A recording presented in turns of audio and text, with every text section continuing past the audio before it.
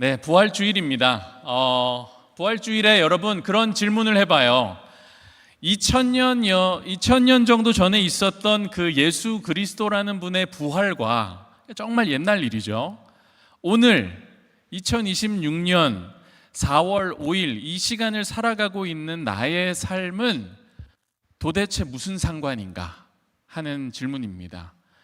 부활이라는 것을 그 당시에 있었던 역사적인 사건으로만 보고 뭐 그래 그때 그런 대단한 일이 있었나 보지 하면서 지나가면은, 그리고 또 내일을 아무 일도 없었다는 듯이 살아가면 부활절이 무슨 의미가 있냐는 겁니다. 떡 하나 받아가고, 교회에서 부활절을 맞이해서 흰 떡을 하나 주는데 그거 하나 받아가서 먹고 그렇게 하루를 보내고 내일 돼서 아무런 생각 없이 다시 살아간다면 그게 무슨 의미일까? 우리가 해야 되는 작업이 있는 것 같아요. 그냥 살면 안 되는 겁니다. 그 작업이 뭡니까? 오늘로 그 부활을 어떻게든 우리가 끌어오는 겁니다.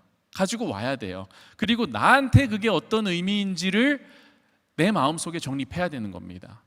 주님의 부활이 오늘을 살아가는 나에게는 어떤 의미로, 어떤 변화로 자리 잡아야 하는, 저는 그래서 오늘 우리가 읽은 이 본문이 정말 중요하다고 생각하는데요. 그런 의미에서 사실 부활절에 자주 읽게 되는 본문은 아니라고 생각합니다. 예수님이 부활하시는 장면이 지금 나오는 게 아니라 등장하는 캐릭터가, 중심 인물이 누굽니까? 아브라함이라는 인물인 겁니다. 근데 왜 이 말씀을 부활절에 읽었을까? 그 이유는요, 여러분, 아브라함이라는 사람이 갖고 있던 신앙이 부활 신앙이었기 때문에 그렇습니다. 비록 아브라함이라는 인물은 예수 그리스도께서 이 땅에 오시기 한참 전에 살았던 사람이지만 그의 삶의 양식에는, 그의 라이프 스타일에는 이미 부활적 요소가 있었다고 말할 수 있습니다. 기독교에서 부활절, 부활이 중요하다 많이 듣죠, 우리가. 근데 막상 이 땅에서 부활이 우리에게 어떤 의미가 있나, 이거 마크를 바꾸겠습니다. 예수님이 여러분 십자가에 못 박히셨다가 돌아가시고 사흘 만에 무덤에서 다시 살아나신 사실, 이걸 우리가 부활이라는 것으로 믿는 거, 이거 중요하죠. 이게 부활신앙일까요? 일부 맞습니다. 근데 여러분 그렇게만 생각하고 그냥 넘어가면 굉장히 추상적인 신앙의 모습을 갖고 산다고 볼 수 있는 겁니다. 주님의 부활을 너무 좁게 보는 거예요. 그것만 본다면.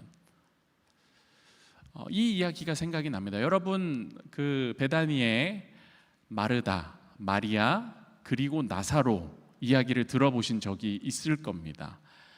베단이라는 작은 마을에 3남매가 살아요. 근데 이 남매가 좀 특별한 이유는 예수님이랑 아주 친한 남매입니다. 그러니까 약간 예수님 찐친 느낌, 엄청 친한 느낌이에요.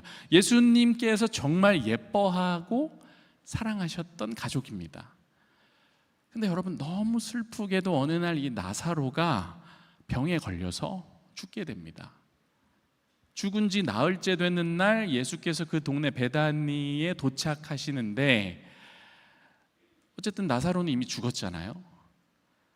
그러니까 이미 그 시신이 부식이 시작된 겁니다. 이미 무덤 안에 있어요. 돌로 닫아놨습니다. 뭐 그래도 예수님이 오셨다고 하니까, 예수님 너무 사랑하니까 마르다가 나가가지고 먼저 예수님을 맞이한단 말이에요. 근데 그러면서 주님과 대화하는 내용이 이 부활을 주제로 대화를 하거든요. 근데 이걸 보면 어떤 생각이 드냐 하면, 주님과 이렇게 찐친인 사람도, 또 그분에게 많은 가르침을 전수받은 사람도 부활에 대해서 참 좁은 관점, 편견을 갖고 살고 있구나 하는 모습을 보게 됩니다. 요한복음 11장에 그 대화가 나오는데, 이 마르다의 모습을 거기서 얼핏 보면은 믿음이 좋은 것 같아요. 왜냐? 22절에 제가 읽어드릴게요. 이렇게 말합니다. 나사로가 이미 죽었지만 주님이 좀 간구하시면 하나님이 뭔가 해주시겠죠. 이렇게 얘기를 합니다. 근데 조금만 더 대화를 들여다보면 마르다가 굉장히 불안정하다는 것을 알 수 있습니다. 왜요? 여러분 당연하죠. 며칠 전에 누가 죽었습니까? 사랑하는 자기의 형제가 죽었잖아요. 21절에서 마르다가 이렇게 얘기하는 걸 볼 수 있어요. 예수님이 늦게 와서 죽었잖아요. 그래서 주님이 아니야, 다시 살아날 거야 하니까 마르다가 뭐라고 합니까? 그렇겠죠. 부활 때에 그렇게 되리라 믿습니다. 그렇게 될 줄 알고 있어요. 이렇게 얘기합니다. 여러분, 이게 무슨 말일까요? 그 당시에 유대인들은요, 대부분 부활 사상을 믿었습니다. 언제 올 부활을 믿었습니까? 세상 끝날에 올 부활을 믿었습니다. 그러니까 다시 말하면 여기서 마르다는 예수의 부활, 곧 부활 그 자체이신 예수 그리스도를 믿고 있는 게 아니라, 더 정확하게 얘기하면 그 당시 사회적으로 유대인들 사이에서 통용되던 그 부활 교리를 믿고 있다고 지금 얘기하는 거예요. 바로 여러분, 여기에서 마르다가 갖고 있던 신앙의 한계가 드러나는 겁니다. 오늘을 살아가는 그리스도인들인 여러분과 제가 또한 넘어서야 하는 신앙의 한계이기도 합니다. 여러분, 그게 뭘까요? 바로 막연한 부활 교리를 믿는다고 하면서 오늘 우리의 삶에서 부활 되시는 예수 그리스도의 능력에 대해서는 눈이 가려져 있다. 바로 앞에 예수님이 서 있어도 그 부활의 능력이 우리와 함께 한다고 말씀하셔도 그걸 굉장히 막연하게 생각하는 신앙인의 자세가 있단 말이죠, 우리 안에. 안 죽게 하는 예수는 믿어보려고 합니다. 근데 다시 살리시는 예수는 모르는 거예요. 믿음이 거기까지 도달하지를 않아요. 그러니까 39절에서 예수님이 야, 저기 돌 무덤에서 옮겨라 이렇게 말씀하시니까 뭐라고 합니까? 마르다가 죽은 지가 나흘이 되었음에 벌써 냄새가 나나이다 이렇게 얘기해요. 죽은 사람 갖고 왜 이러시냐는 거예요. 그러니까 여러분, 신앙이 교리에 머물고 체험신앙으로 이어지지 못하면, 내 삶에서 경험되어지는 부활이 아니면 이렇게 얘기할 수밖에 없는 겁니다. 우리가 살면서 여러 가지 어려움을 만납니다, 여러분. 우리 모두가 다 이런 어려운 난관들을 극복하면서 살아가죠. 질병, 가난의 문제가 있겠죠. 중독의 문제가 있습니다. 우울증의 문제가 여러분 있어요. 그리고 영적으로 침체되는 현상들이 우리 삶에 종종 등장합니다. 이런 영역들은 현대인들을 집요하게 괴롭히는 아주 무거운 짐이라고 할 수 있습니다. 몇 개씩 우리 등에 짊어지고 가고 있을 수도 있어요. 하나하나 우리가 근데 여러분 돌파해 보려고 하잖아요, 이거를. 그러면 드는 생각이, 아, 인간이란 존재가 참 연약하구나. 이런 문제를 나 혼자서 극복하기에는 어림도 없구나 하는 것을 깨닫게 됩니다. 반쪽짜리 부활신앙을 갖고 살아가는 사람은 질병, 가난, 어떤 이런 중독, 우울증, 영적 침체 같은 것들을 맞닥뜨리게 되면 어떻게 반응합니까? 왜 아프게 하냐고, 왜 가난하게 하냐고, 왜 이런 상황을 내 앞에 갖다 놓냐고 따지고 삐지고 등 돌리고 포기하고 원망합니다. 근데 여러분, 온전한 부활신앙을 가진 신앙인들은 이런 문제들 앞에서 굴복하거나 포기하지 않습니다. 그러니까 뭐가 더 큰지를 아는 거예요. 내 상황이 이렇게 있죠. 근데 이 상황보다 훨씬 큰 아버지가 보이는 겁니다. 하나님 아버지가. 죄의 파괴력 어마어마합니다. 근데 여러분, 죄의 파괴력보다 은혜라는 것의 장악력이 훨씬 더 크고 강하다는 것을 아는 사람들인 거예요. 내 눈이 고통을 직시하고 내 몸이 고통을 체험합니다. 근데 나의 영은 하나님의 약속을 바라보며 간다는 것. 여러분, 이게 부활신앙입니다. 자, 그럼 왜 아브라함 얘기를 하느냐? 여러분, 다시 아브라함 얘기로 이렇게 돌아와 볼까요? 이 사람이 왜 특별할까? 하나님이 그의 믿음을 의로 여기셨다고 해주시거든요. 근데 여러분, 믿음으로 의에 이른다는 것은 사실 근본적으로, 그리고 성경적으로 예수 그리스도를 통해서만 가능한 건데, 무슨 말입니까? 율법을 통해 죄를 인식하고 깨달아 아는 것 이후에 주님을 통해 이게 사실은 이루어지는 것이잖아요. 예수 그리스도를 통해서. 근데 아브라함이라는 사람을 이렇게 보니까 하나님이 보시니까 좀 특별한 게 있는 거예요. 믿음으로 말미암아 사는 모습이 그의 삶에 있는 겁니다. 근데 아브라함의 그 부활신앙의 핵심이 뭡니까, 여러분? 예수님이 나사로의 죽음에서 뭘 봤어요? 생명을 보셨잖아요. 죽은 나사로인데 생명을 보셨잖아요. 아브라함도 자신이 처한 죽음과도 같은 상황에서 생명을 포착한 사람이거든요. 아브라함의 믿음은 뭐냐? 죽음과도 같은 상황에서 생명의 요소를 찾아내는 믿음이라고 할 수 있겠습니다. 우리 스크린을 한번 보면서 로마서 4장 17절을 세 번역으로 한번 띄워서 읽어보겠습니다. 시작, 같이 읽어볼게요. 시작.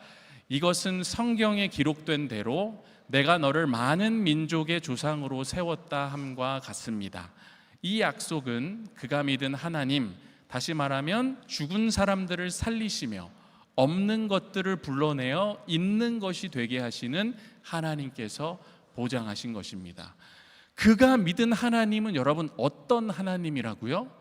죽은 사람들을 살리시며 없는 것들을 불러내어 있는 것이 되게 하시는 분이래요. 이게 여러분 얼마나 놀라운 겁니까? 예수를 믿는다고 말하는 사람들, 예수를 본 사람들, 그런 사람들도 이 신앙이 없는데, 나사로가 무덤에서 다시 살아나는 걸 본 사람도 아닌데 아브라함은 하나님을 경외하는 자로서 부활 신앙을 갖고 있는 거예요. 하나님은 죽은 자를 살리신대. 없는 걸 있는 걸로 부르신다. 이게 놀라운 겁니다. 여러분 18절 19절 우리가 읽었는데 한 번 더 세 번역으로 읽어보겠습니다. 시작. 아브라함은 희망이 사라진 때에도 바라면서 믿었으므로 너의 자손이 이와 같이 많아질 것이다 하신 말씀대로 많은 민족의 조상이 되었습니다.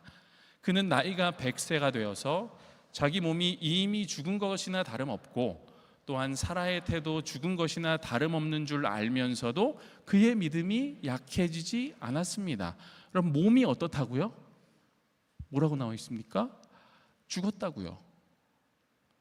근데 그 죽음에서 뭘 보는 겁니까 지금? 하나님이 약속하신 이삭을 보는 거예요. 그러니까 아브라함에게는 이삭이 뭐랑 같은 겁니까? 부활의 상징인 겁니다. 근데 거기서 끝이 아니에요. 히브리서로 넘어가면은 또 굉장히 신기한 말씀이 나오는데 11장 17절로 가보면 한번 이것도 같이 읽어보겠습니다. 시작. 아브라함은 시험을 받을 때에 믿음으로 이삭을 바쳤습니다. 더구나 약속을 받은 그가 그의 외아들을 기꺼이 바치려 했던 것입니다.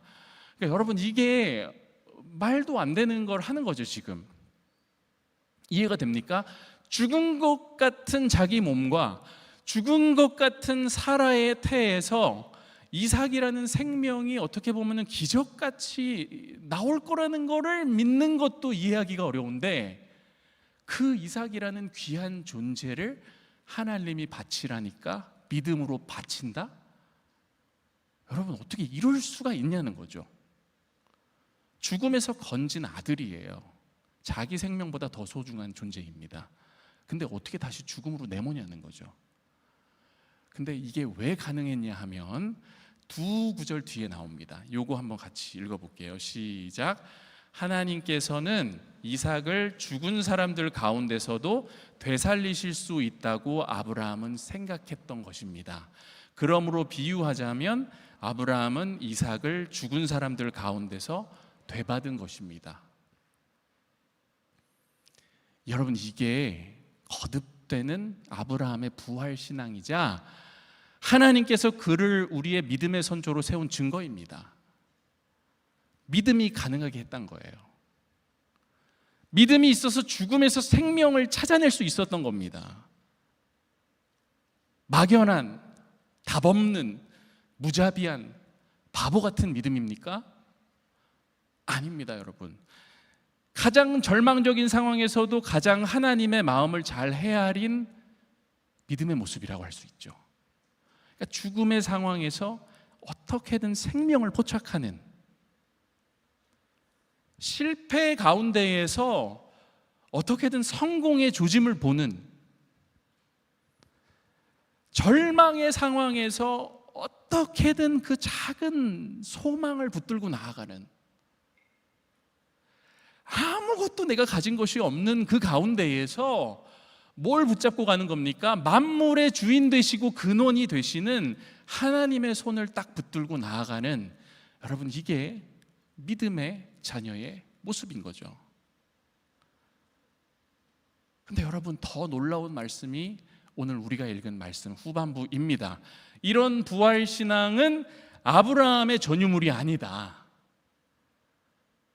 23절에 그에게 의로 여겨졌다 기록된 것은 아브라함만 위한 것이 아니라고 나옵니다. 그렇다면 또 누구를 위한 겁니까? 그게 우리가 읽은 24절인데, 의로 여기심을 받을 우리도 위함이니 곧 예수 우리 주를 죽은 자 가운데서 살리신 이를 믿는 자니라. 그게 우리잖아요.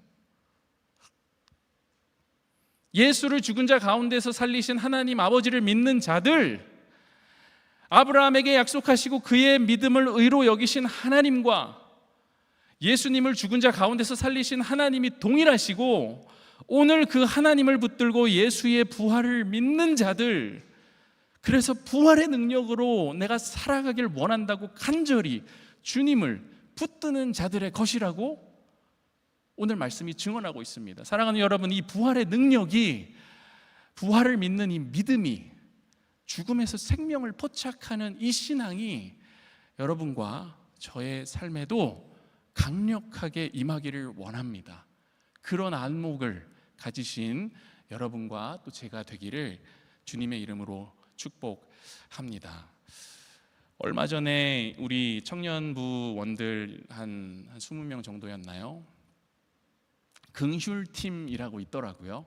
근데 그 긍휼팀이 사람들을 이렇게 모집해가지고 거리의 천사들이라는 기관 사역에 동참하는 행사에 저도 참여를 해봤습니다. 앞으로도 매번 함께 나갈 마음을 갖게 됐는데, 뭐 했냐면은 여러분, 단순하게 밤에 서울역 밤 늦게 가가지고 노숙하는 분들이 거기 계시더라고요. 많아요. 생각보다. 제가 깜짝 놀랐어요. 생각보다 너무 많다. 근데 거기 계신 분들을 위해서 조금이나마 도움을 드리기 위해 하는 사역이에요. 그래서 우리가 뭘 준비했냐면은, 이제 서울역 주변에 계신 그 실내외 곳곳에서 자그마한 자기의 그 잠자리, 텐트를 치거나 박스를 이렇게 놓으시거나, 아니면 그 뭐 이런 거 하나도 없이 그냥 바닥에만 깔거나, 이렇게 자리를 만들고 밤을 보내는 분들이 이제 있었어요. 그러니까 저희가 이제 준비한 간식도, 그리고 편지가 들은 이 팩이 있었는데, 이게 100개 이상 저희가 준비를 했는데, 그걸 거의 다 사용했으니까 되게 많은 사람들이 노숙을 하는 거죠. 이제 그분들께 다가가서 말을 겁니다. 그리고 또 아직 주무시지 않고 계시면 손을 잡고 선물 드리고 기도해드리고 잠깐 대화를 하고 이러는데, 주무시면은 이제 옆에 서가지고 좀 짧게 기도하고, 그리고 이제 다음 자리로 옮겨가고, 청년들이 너무 이 사역을 잘 하고 계시더라고요. 감동이 들었습니다. 근데 그 감동 가운데 또 저의 머릿속에는 어떤 생각이, 이제 약간 티 같은 생각이 이제 계속 도는 거예요. 잘하는 거 알겠는데 서울역에서 노숙을 할 정도면 정말 힘들어서 여기 와 계시는 걸 텐데, 사실 소망이라는 걸 생각할 수 없는 암울한 상황에 다 계실 텐데, 계속 이런 생활을 이어가시는 느낌이 날 정도로 모습들이 그렇게 좋지 않으신데, 우리가 요거 조그만한 거, 빵 하나, 음료 하나, 이게 편지 하나 드려가지고 이분들에게 도대체 무슨 도움이 될까? 이런 생각이 막 서로 속으로 은혜롭지 않은 생각들이 막 머리 뒤편에 막 올라오는 겁니다, 여러분. 근데 이제 이 생각들을 탁탁 쳐주는 게 뭐였냐 하면은, 같이 사역을 그 기관에서 나와서 이끌어 주시는 목사님이 계세요. 그분이 우리를 이렇게 인솔 하시면서 중간중간에 말씀을 해주시거든요. 근데 뭐라고 하시냐 하면, 우리같이 자원해서 이렇게 사역을 도우시는 분들이 거의 매일 나오신대요. 그러니까 우리는 하루 가요. 우리는 뭐 3개월에 한 번, 6개월에 한 번 갑니다. 근데 우리 같은 분들이 매일 나온다는 거예요. 그리고 이렇게 노숙하시는 분들에게는 그런 소소한 따스함이 한 가닥의 소망이 될 수 있다는 거예요. 이 일을 통해서 이분들이 다시 일어설 수 있는 힘을 얻을 그런 계기가 될 수 있고, 그렇게 하나님이 일하시기를 정말 간절히 기도하면서 저희를 인도해 주시더라고요, 이분이. 여러분, 저는 그날 생각을 했습니다. 이게 부활신앙 아닌가. 절망 속에서 소망을 어떻게든 찾아내 보려는 신앙의 모습 아닌가요, 이게? 어둡죠. 밤이죠. 춥죠. 뭔가 절망이 막 그늘진 느낌이죠. 근데 여러분, 그 현장에 계속해서 어떠한 빗줄기를 비춰보려는 시도를 누군가는 끊임없이 하고 있다는 겁니다. 상한 갈대를 꺾지 않으시는 하나님이 생각났습니다. 꺼져가는 심지를 아예 끄지 않으시는, 그래서 심판하여 이길 때까지 하나님의 사역을 이어가시는 그 하나님이 생각이 났습니다. 이게 여러분, 우리 주님이 하시는 사역인 거죠. 긍휼 사역에서 저는 개인적으로 부활신앙의 모습을 발견할 수 있었습니다. 자, 여러분, 마무리하면서 오늘 본문 25절은 비록 아브라함이 믿음의 선조라고는 하지만 너무 대단한 분이죠. 근데 이 아브라함이 갖지 못했던, 그리고 우리만 누릴 수 있는 특권이자 선물이 뭔지 우리에게 알려줍니다. 우리 요 마지막 구절을 한번 같이 봉독을 해보면 좋겠는데요. 자, 시작. 예수는 우리의 범죄 때문에 죽임을 당하셨고 우리를 의롭게 하시려고 살아나셨습니다. 여러분, 바로 우리를 위해 하나님의 아들이 이 세상에 찾아오셔서 우리의 가장 큰 문제죠, 짐인 죄의 문제를 해결해 주시고, 그로부터 비롯되는 모든 세상의 짐, 곧 질병과 가난과 중독과 우울증과 영적 침체와 같은 것들을 이겨낼 능력을 우리에게 주셨다는 이 사실. 아브라함의 부활신앙은 믿는 자들의 표본이 맞죠. 근데 그것은 여러분, 오직 예수 그리스도의 부활로 완성이 되는 것입니다. 오늘도 우리가 예수 앞에 우리의 범죄하고 찌들고 그 탈진한 모습 그대로 솔직하게 나아갈 때 머리로만 알던 부활, 그 부활이 삶에서 체험되는 부활로, 반쪽짜리 부활이 온전한 부활신앙으로 거듭나게 된다는 약속의 말씀을 우리에게 주시는 겁니다. 사랑하는 여러분, 여러분은 오늘 각자의 삶의 자리에서 어떤 죽음과 같은 영역을 경험하고 계십니까? 어떤 영역이 소망이 없어 보이고 어떤 영역이 벌써 냄새가 나나이다 라고 말하고 싶은 부분인가요? 여러분, 바로 그 자리에서 생명을 포착하는 부활신앙을 갖는 여러분과 제가 되기를 원합니다. 언제나 생명의 역사를 이루어 나가시는 우리 하나님 아버지를 신뢰하면서 나아가기를 주님의 이름으로 축복합니다.